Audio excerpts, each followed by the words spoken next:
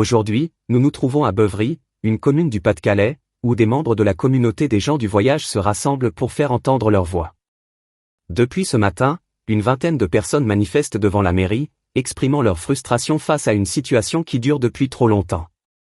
Alors que la trêve hivernale approche, ces familles, qui vivent sur un terrain depuis plus de 14 ans, se retrouvent privées d'électricité. À 2 jours de la trêve hivernale, la commune nous a coupé l'électricité. Ces mots, prononcés par un participant à la manifestation, résument le sentiment de désespoir ressenti par la communauté. Pour ces familles, la coupure de l'électricité représente bien plus qu'un simple désagrément, c'est une atteinte à leur dignité et à leur mode de vie. Nous avons des enfants, nous avons besoin d'eau, de lumière. Ce n'est pas une vie durable. Nous avons le droit de vivre comme tout le monde. La situation complexe entre la commune et les gens du voyage est exacerbée par des accusations mutuelles. La mairie, de son côté, soutient que les habitants du terrain sont branchés illégalement et ont été condamnés à quitter cet endroit jugé inconstructible. Selon les autorités locales, ces familles se sont installées sur un terrain naturel et inondable, ce qui complique encore davantage la situation. Ce terrain n'est pas adapté à l'habitat permanent. Nous avons des lois à respecter et nous prenons des décisions basées sur la sécurité et le bien-être de tous nos citoyens.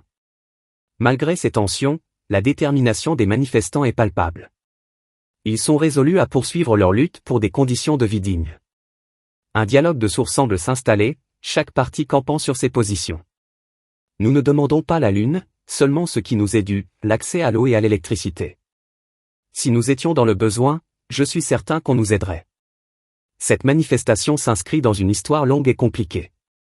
Cela fait maintenant 14 ans que la communauté et la mairie sont en procès. Pour les gens du voyage, cette lutte n'est pas seulement pour leurs droits, mais pour la reconnaissance de leur existence dans la société. La question qui se pose est la suivante, comment sortir de ce blocage ? Les discussions matinales entre les manifestants et les responsables de la mairie n'ont pas abouti à un accord.